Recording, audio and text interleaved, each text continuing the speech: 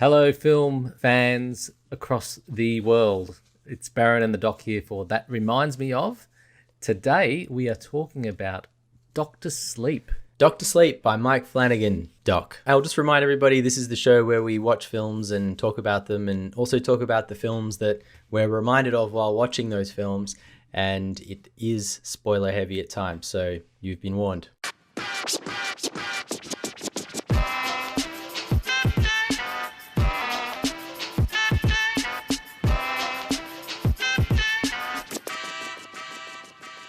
Dr. Sleep by Mike Flanagan. Now, that's an interesting way to introduce it because it's kind of Dr. Sleep by Mike Flanagan and Stephen King and Stanley Kubrick. Yes, and Stanley Kubrick, great. So Mike Flanagan really had to chart a course through all these other authorial voices. He's done a lot of borrowing. There's been a lot of borrowing, which is required when you're adapting something. But yes, there's a big voices, big works that he's had to adapt here. Speaking of that, could you just introduce the history of this film and where it fits in filmic storytelling in the universe? History, in the universe of Stephen King's The Shining. Sure can. So this film is a sequel to The Shining, which seems really strange because The Shining is such a huge film in film lore. Like, it's just, at the peak of films that people often go, that's my favorite, or I thought of The Shining. I think that's normally you. It's normally me. I think it's normally you that says, yes, that's my favorite. That's or true. That reminds me of The Shining. I may have built it up in my own head. That's true. Even though it was me last episode, actually. That's true. That's true as well. So this is a sequel, and if you remember The Shining, and whether you've read the book, seen the Kubrick version, or seen the 4-hour Stephen King version, you have young Danny Torrance, who is the boy with The Shining at the center of that story.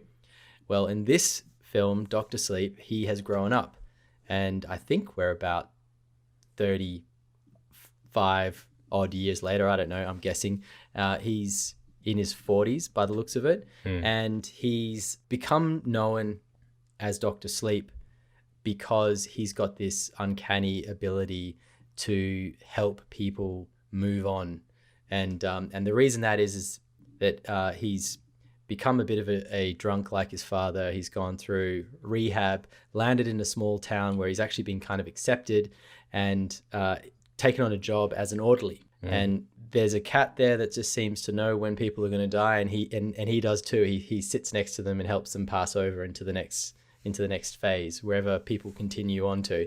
So that's sort of his story, and his life has been pretty dark. He's been chased around by ghosts from The Shining, and he's locked them up in boxes as they've come after him. And you think he's going to be settled, but then into his life pops a young girl who also has The Shining, and she starts a connection with him over many, many miles. She's in another state, I think. And at the same time, you're watching this group called the True Knot, who are a bunch of psychic ghouls of some sort. Like, they've died and come back, and they feast on kids with The Shining. That's their whole deal.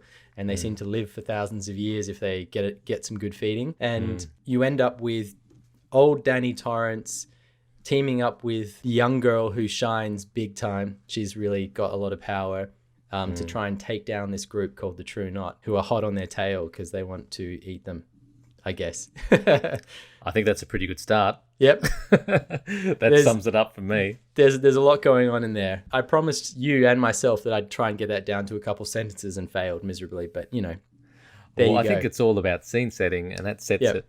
It sets it for me. I've got a confession. Yeah. And that confession is that when we were, I think our episode on Bly Manor, The Haunting of Bly Manor, which is also Mike Flanagan, yeah? Yep.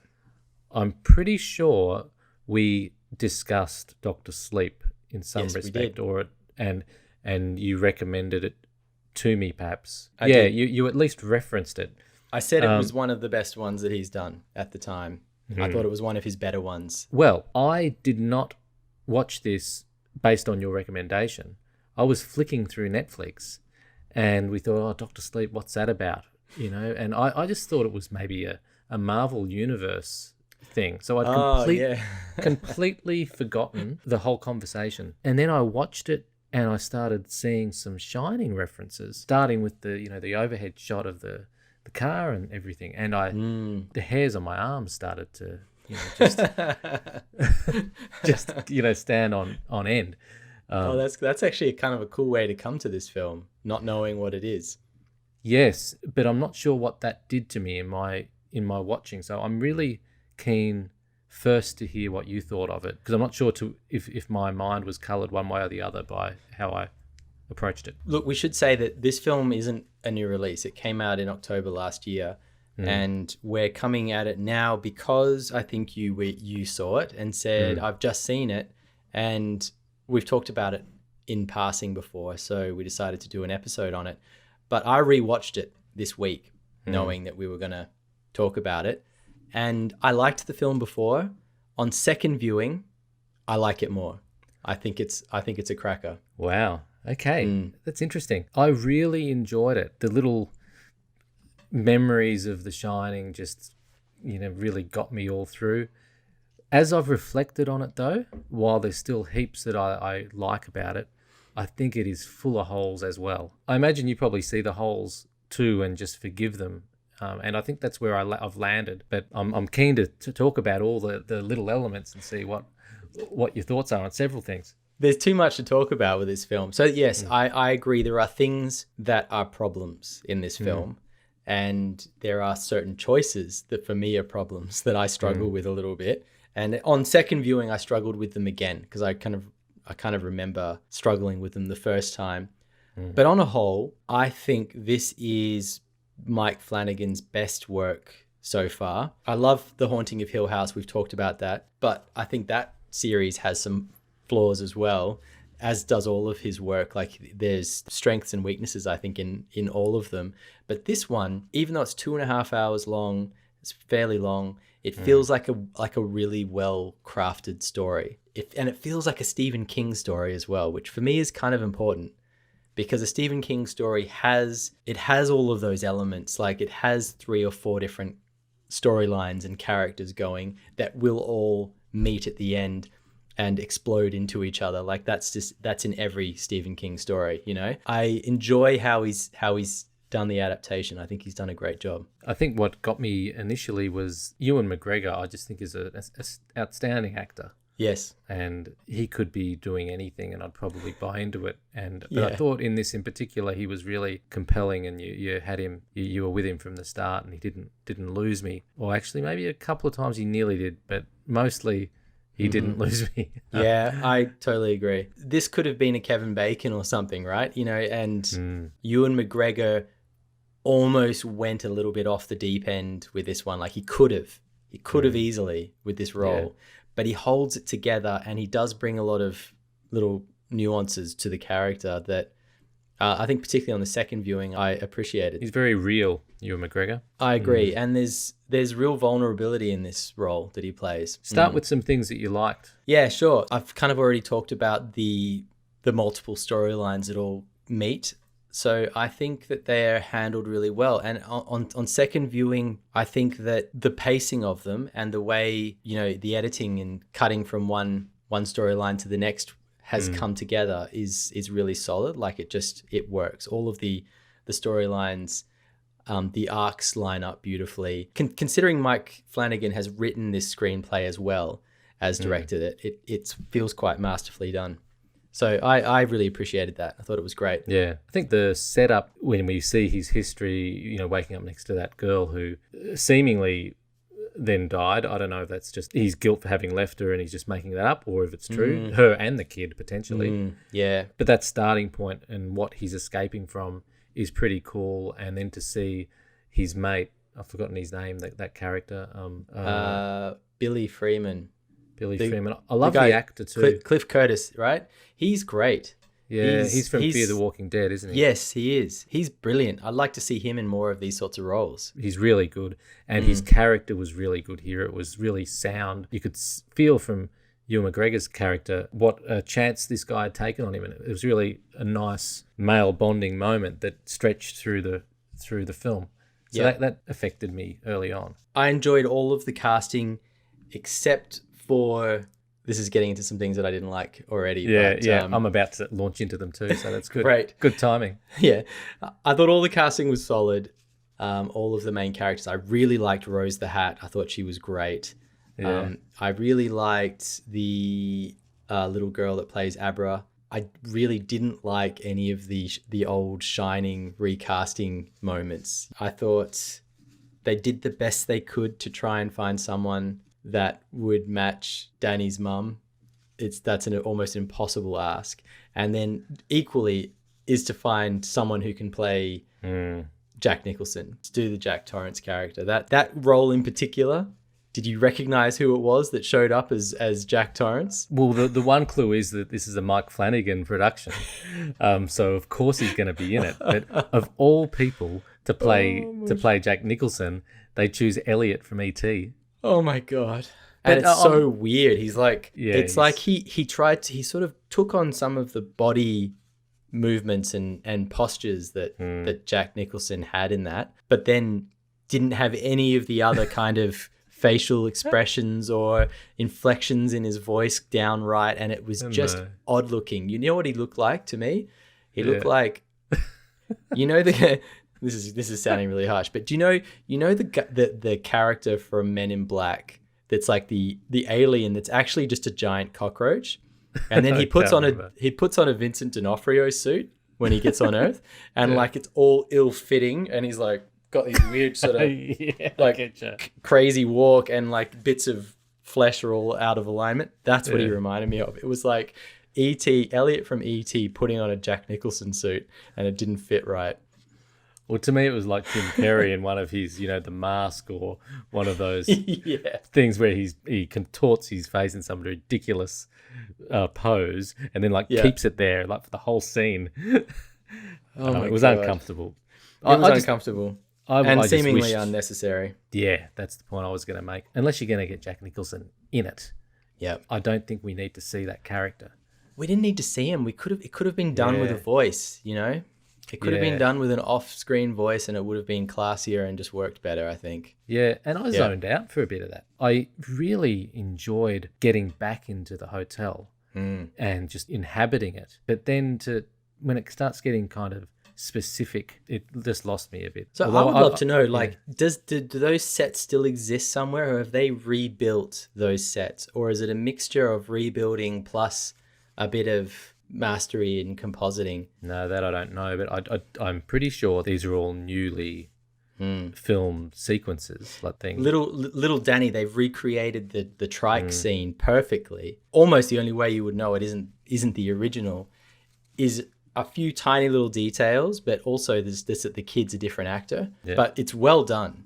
It's incredibly well done. I'm a bit kinder than you are to the portrayal of the mum. I thought that actress did a reasonable job, and little ridiculous touches. Voice. Yeah, and the ear coming out of the hair, coming through the hairline. I thought, if they're going to put her in it, she did as good a job as you could, I think. Look, I agree that she did as good a job as is possible, probably, but it becomes a bit of an uncanny valley thing where you know what it's meant to be, and it's like not quite right, and so it makes the whole thing glaringly wrong in some way. No, it's you're right. It's like when you have the Days of Our Lives or The Young and the Restless, and they say the character of Jack Abbott will today be played by someone completely different.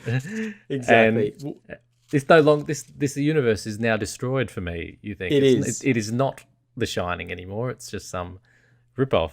I would almost rather they just had them off camera and you don't see them, see their faces, or they just choose an actor that looks different enough that you're not sitting there a little bit freaked out by what you're seeing. You know what I mean? Like, I feel like you go one way or the other. But this goes to the length of the film, which didn't bother me, I must say.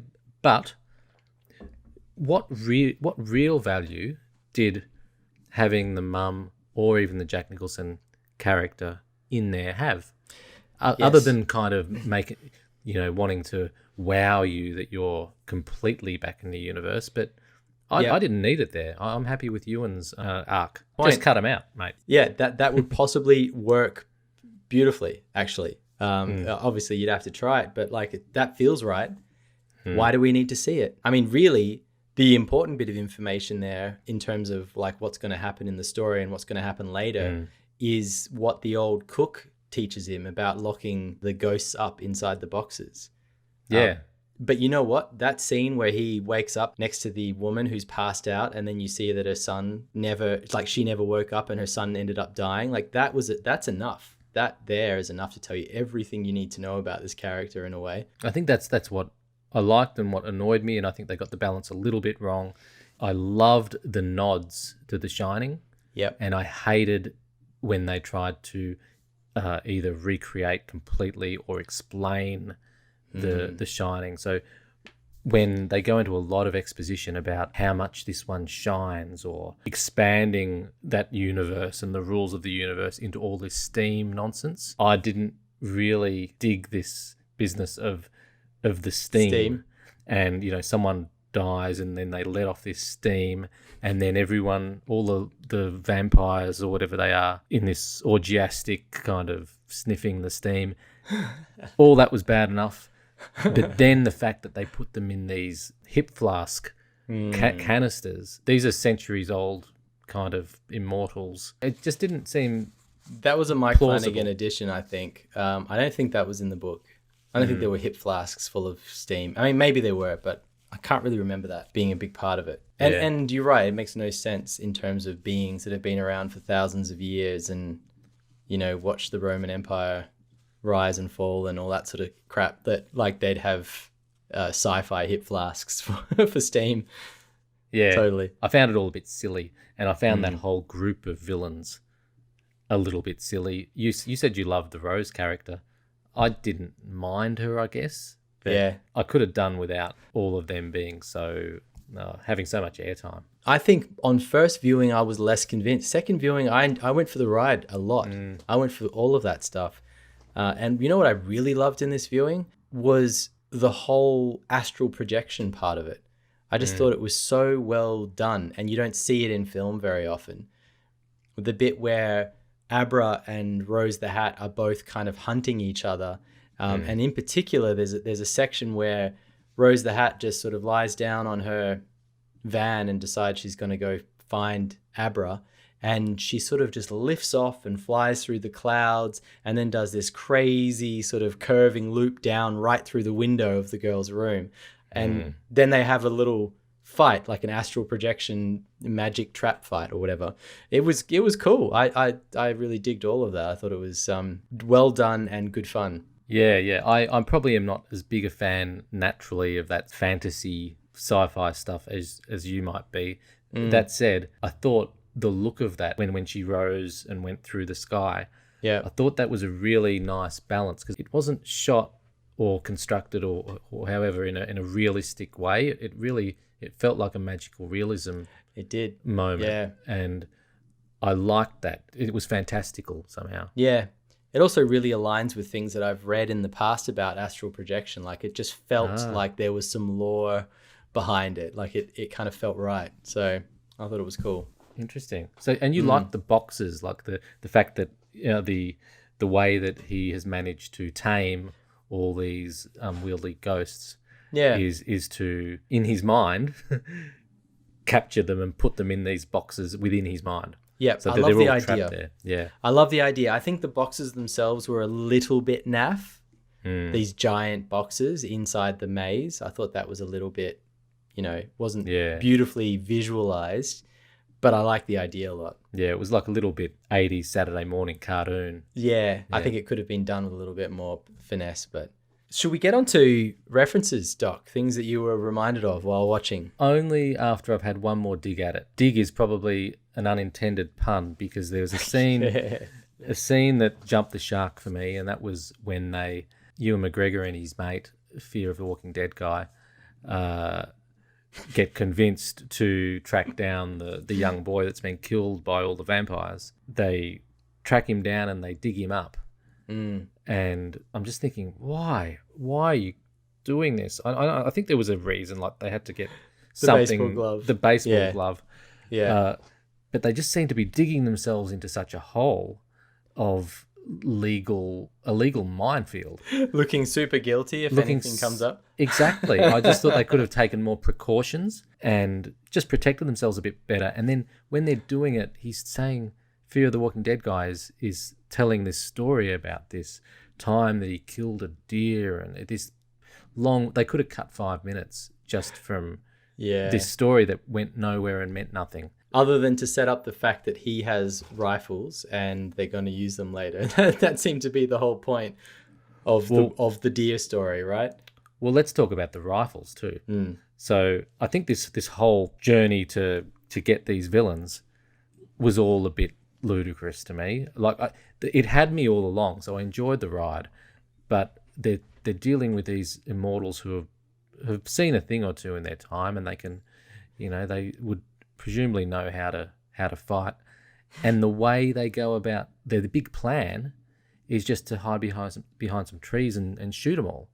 Like I just think that was like it worked in the end, but it didn't. The percentage chance of it succeeding, and the fact that the little girl was, bait in it all, and I don't know, it just seemed like a ludicrous plan and became a bit farcical for me. That's fair. That did have a high percentage of not working, and it sort of does with lots of casualties. But I was also really bothered that they left the girl at her home. Like, why would you leave her at her own home? Even though she's the bait for where they are, she should still go somewhere else to hide, because they probably know where her home is. A couple of related quickfire jabs is the fact that the girl is so clearly more powerful than everyone else.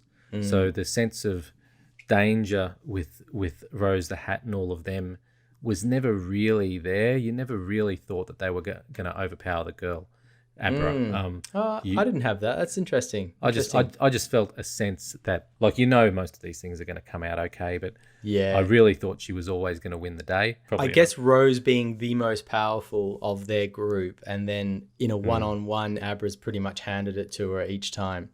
Yeah, is true. Yeah, but I still felt a level of danger for her if the whole group were to come for her. Yeah, you're probably right. And there was certainly a level of danger that I don't think anyone in the film properly explored, and that's the danger that befell Abra's father, who died, and she seemingly couldn't give a stuff. She really didn't care, did she? I know. He was a nice guy. And it's the biggest thing that's ever happened in her life. He was a bit of a wuss, I thought. No. Was he? Nah, I'm joking. But yeah, no, you're right. She shrugged that off. She was like, "Oh yeah, Dad's dead. That sucks. Dad's dead. All right, let's go do.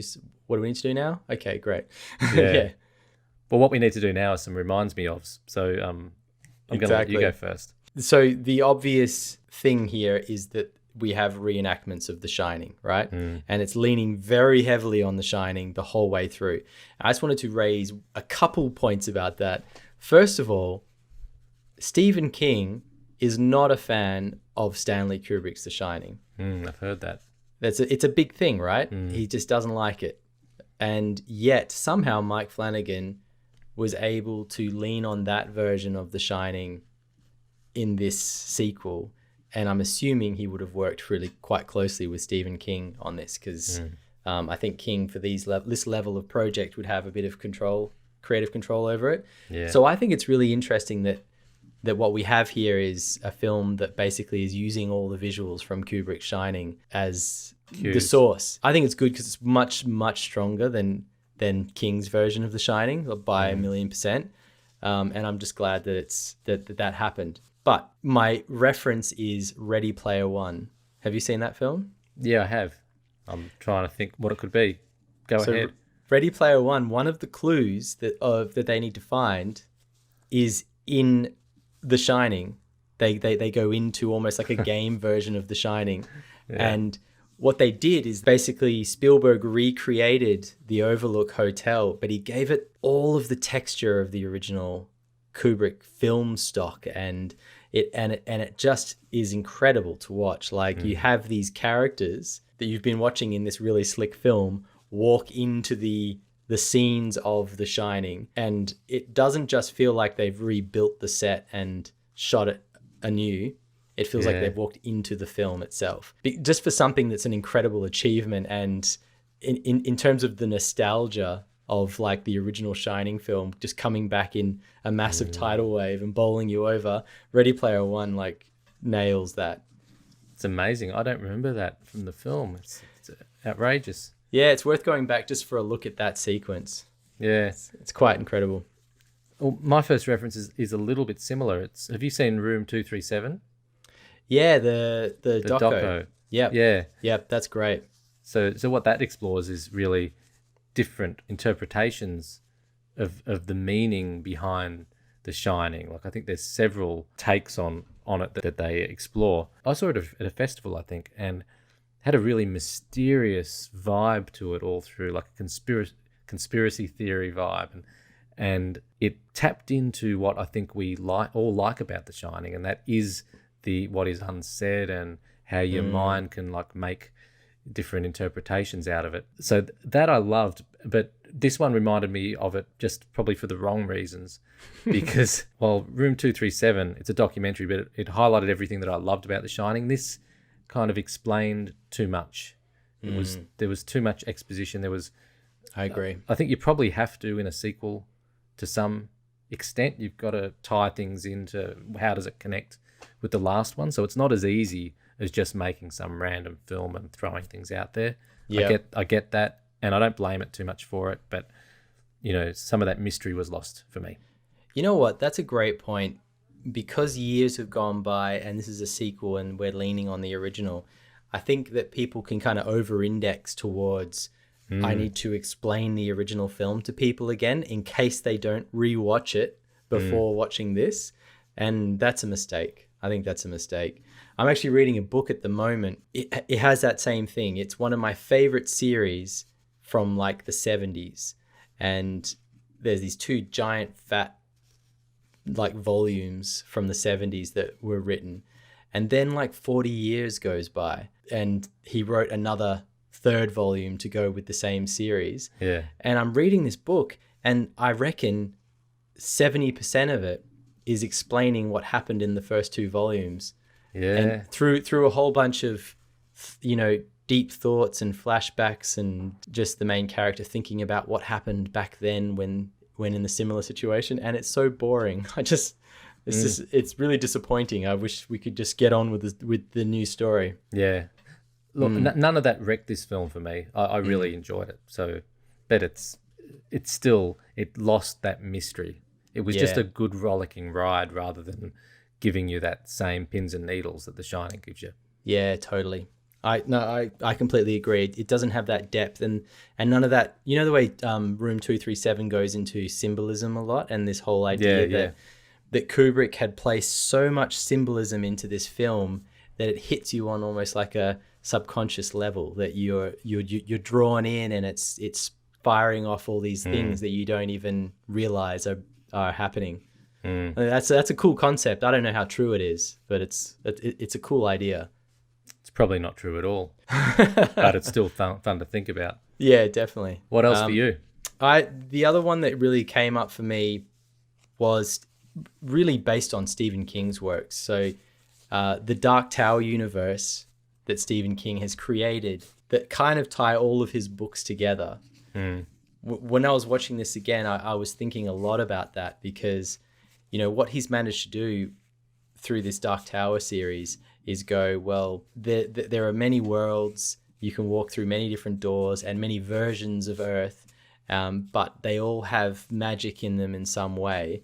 And so you've got sort of like Kerry and the Firestarter, and more recently he did this book called The Institute, which has a lot of kids with The Shining that are being used to sort of destroy parts of the universe in a way, like to disrupt things. What he's done is he's managed to build all these connections, and this sequel to The Shining is kind of that. He's taken what was a really simple concept back in The Shining, and he's now added the steam and the true knot and this idea that there's things out there that feed on kids with The Shining, and he's sort of built on that mythology. So I think that's cool.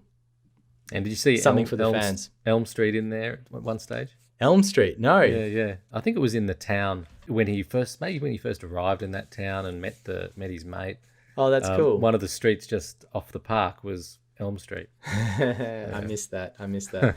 You know, and in one of the Dark Towers books, there's a big thing about a train in a park, and Oh, wow. you know, that's in this, and so you know, there were nods to some of that Stephen King universe stuff throughout. No wonder he doesn't like the Kubrick version, because it seems like they have completely different ways of approaching I think things. so.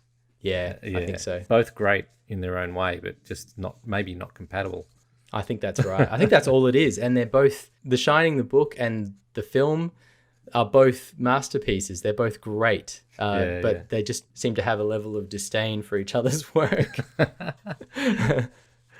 I've got one more absolutely frivolous one, which is virtually not worth mentioning, but back to these canisters that I seem to be obsessed by, these canisters of steam. That reminded me of Ghostbusters.